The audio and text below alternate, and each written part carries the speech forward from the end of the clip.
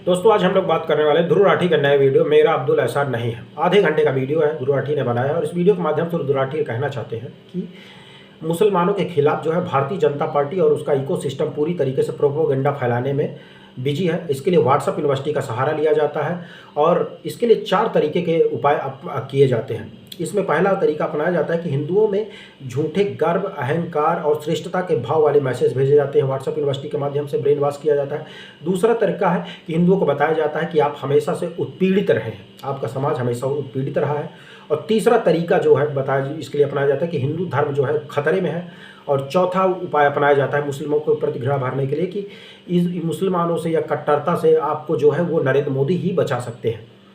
अब इस चारों पॉइंटों को जब मैंने उनको सुना तो फिर मुझे लगा कि इनके पॉइंट में, इनके तर्क में कितना दम है। तो फिर मैंने उस चीज़ को नोटिस करने की कोशिश की कि जो इनका पहला पॉइंट है कि हिंदुओं में व्हाट्सएप यूनिवर्सिटीज़ के माध्यम से झूठे गर्व का भाव और अहंकार का भाव दिया जाता है, जिससे हिंदू फूल कर कुप्पा है। भले कि किसी भी हिंदू की व्यक्ति की अपनी कोई अचीवमेंट विशेष ना हो, किसी भी व्यक्ति की अपनी कोई अचीवमेंट हो या ना हो, लेकिन सभी को अपने माँ बाप पे, अपने परिवार पे, अपने जाति पे, अपने समाज पे, अपने देश पे गर्व होना ही चाहिए।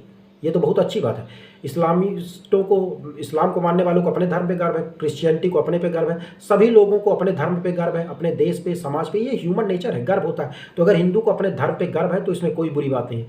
और हिंदुओं को गर्व होना भी चाहिए, क्योंकि हमारा धर्म जो है वो प्रेम करना सिखाता है, वसुधैव कुटुंबकम के कॉन्सेप्ट पे काम करना सिखाता है। हम लोग तो पत्थर में भी भगवान को पूजते हैं। अब ये कॉन्सेप्ट किसी को समझ में नहीं आया, कह रहे हैं कि ये मूर्ति पूजक हैं, बुत परस्त हैं, ये तो इसको लेकर क्रिटिसाइज कर रहे हैं। तो इनकी आइडियोलॉजी, इनकी थिंकिंग यहाँ तक पहुँच ही नहीं पाई कि हम लोग तो कण कण में भगवान देख लेते हैं, वृक्ष में हम लोग भगवान देखते हैं। आज पूरी दुनिया ग्लोबल वार्मिंग को से परेशान है। अब सब लोग वही कह रहे हैं कि पेड़ लगाओ, प्रकृति की ओर लौटो।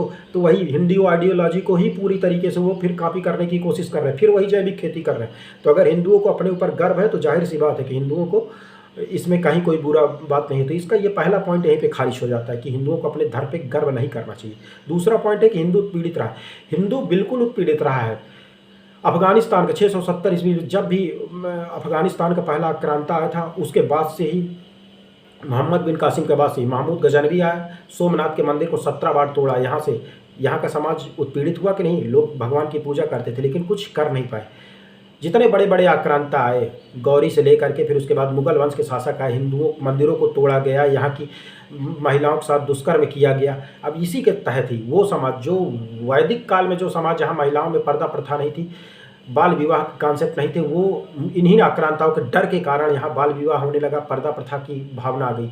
तो बड़े स्तर पर इन्होंने कन्वर्जन करा। लेकिन सीधा साधा हिंदू समाज जो कि चींटी पर भी पैर नहीं रखता है, किसी की हत्या करने को सबसे सोच भी नहीं सकता, वो समाज बिल्कुल उत्पीड़ित रहा है। तो इनका दूसरा भी काउंटर किया जाता है कि हिंदू समाज के साथ कभी मुस्लिम आक्रांताओं ने या क्रिश्चियनों ने बहुत ही बर्बरतापूर्व व्यवहार किया। तो हिंदू समाज बिल्कुल भी आपस में बटा हुआ भी था, सीधा साधा समाज था, कभी इसने एग्रेशन नहीं दिखाया। इसकी वजह से ये उत्पीड़ित हुआ है। पूरा 2000 साल का इतिहास है उत्पीड़न का, सभी जानते हैं, ये किसी से छिपी बात नहीं। तीसरा पॉइंट है जो बता रहे हैं कि हिंदुओं का ब्रेन वॉश करने के लिए भारतीय जनता पार्टी का इकोसिस्टम इस्तेमाल करता है। वो कह रहा है कि इस्लाम आपके लिए खतरा है, इस्लाम हमारे लिए खतरा है। अब मैं यहाँ पर कुछ कह दूंगा तो वो थोड़ा कंट्रोवर्सी हो जाएगी, क्योंकि बहुत सारे हिंदू जो है मेरे दोस्त हैं, बहुत अच्छे लोग हैं। मैं जितने मुस्लिमों से मिला हूँ सब बहुत अच्छे रहे।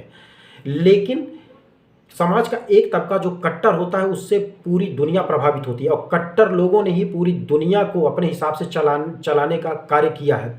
ये चाहे हिंदुओं में रहे हों, चाहे क्रिश्चियनिटी में रहे हो, चाहे इस्लाम में रहे हो, या किसी धर्म या समाज के रहे हो।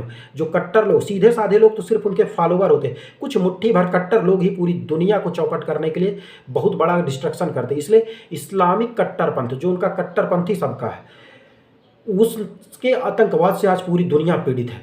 अब साफ साफ बड़े बड़े लोग भी इस चीज़ को बोला कि इस्लामी कट्टरपंथ हमारे समाज के लिए एक बहुत बड़ी चुनौती है, इसको कम किया जाना चाहिए।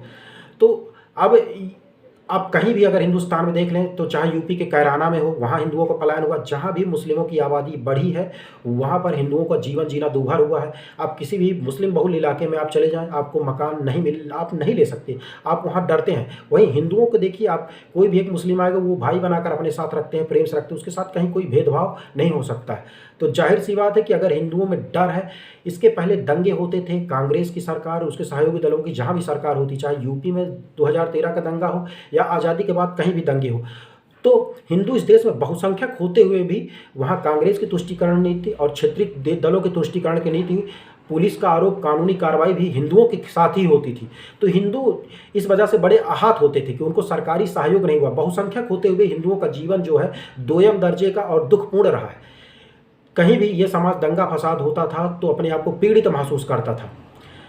इसकी एक वानगी आप 2012 के चुनाव 2013 के चुनाव पहले ये सहारनपुर पश्चिमी उत्तर प्रदेश के दंगों में दे सकते हैं, जिससे एक तरफा एफआईआर दर्ज की गई है वहाँ के लोगों में, जाटों के खिलाफ। तो जिसको लेकर के उनके बड़ी रुष्टगी थी, मतलब उनके खिलाफ ये थे कि फर्जी मुकदमे एक तरफा दर्ज किए गए थे।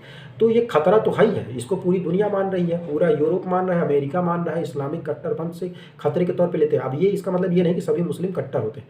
अब यहाँ पे आखिरी पॉइंट जो होता है कि नरेंद्र मोदी जी आप लोगों को इस खतरे से बचा सकते हैं, एक तरीके फोबिया फैला करके कि हिंदू समाज के उद्धारक बन सकते हैं। तो जाहिर सी बात है 2014 में जब नरेंद्र मोदी की सरकार आई तो हिंदुओं के जो भी थे उनके आराध्य देवता, उनका जो राम मंदिर बना वो मोदी सरकार के प्रयासों के तहत ही चला कि उसने कानूनी कार्रवाई को तेज रखी। तो उनके आराध्य देवता को एक कॉन्फिडेंस मिला कि कम से कम हम अपने देवता को तो इस देश में पूछ सकते हैं। हिंदुओं को गौरव मिला कि ये अपना एक देश है जहाँ वो प्रेम से रह सकते हैं, जहाँ उनके साथ बहुसंख्यक होते भी दोयम दर्जे का व्यवहार नहीं किया जाएगा, जो कि कांग्रेस और उसकी सरकारों के तुष्टीकरण के दौर में किया जाता था।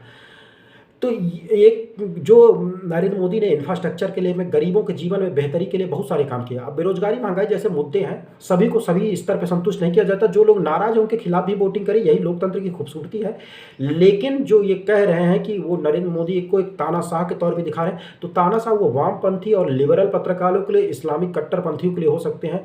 बाकी अगर देखा जाए तो 2000 सालों से जो कुंठित समाज रहा है, जो हिंदू समाज हमेशा से आक्रांताओं का शिकार रहा है, दुष्कर्म का शिकार रहा है, धर्मांतरण का शिकार रहा है, जो अपने जीवन को, अपने धार्मिक क्रियाओं को भी प्रॉपर तरीके से करने में जो है वो अपमानित और दुखी महसूस करता था, कॉन्फिडेंस नहीं महसूस करता था। 2014 के बाद से अगर हिंदू समाज थोड़ा सा असर्ट कर रहा है, उसकी सरकार आने से असर्ट क्या कर रहा है, कहीं हिंदुओं में कहीं कोई कट्टरता नहीं है। हिंदू जो है किसी का गला नहीं रेत सकते, हिंदू आतंकवादी नहीं होते। हिंदुओं में तो नेचर में ही जो है वो सौम्यता होती है, इंसानियत के गुण होते हैं। हमारे यहाँ तो भौतिकता से ज़्यादा आध्यात्मिकता पर जोर दिया जाता है।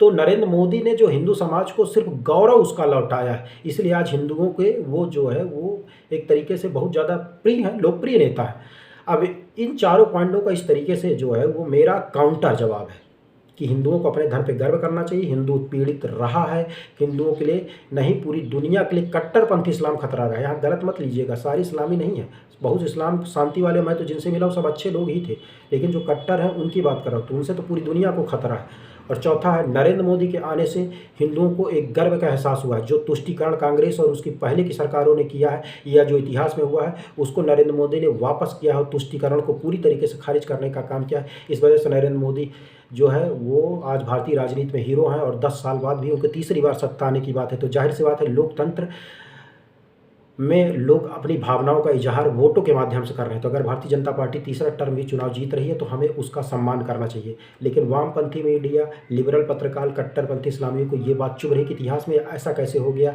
कि हिंदू जो है कॉन्फिडेंस के साथ अपने जीवन को जी रहा है और एसर्ट कर रहा है। कमेंट के माध्यम से आप भी अपनी राय रख सकते हैं। चैनल को सब्सक्राइब कर दें, लाइक करें। बहुत बहुत धन्यवाद।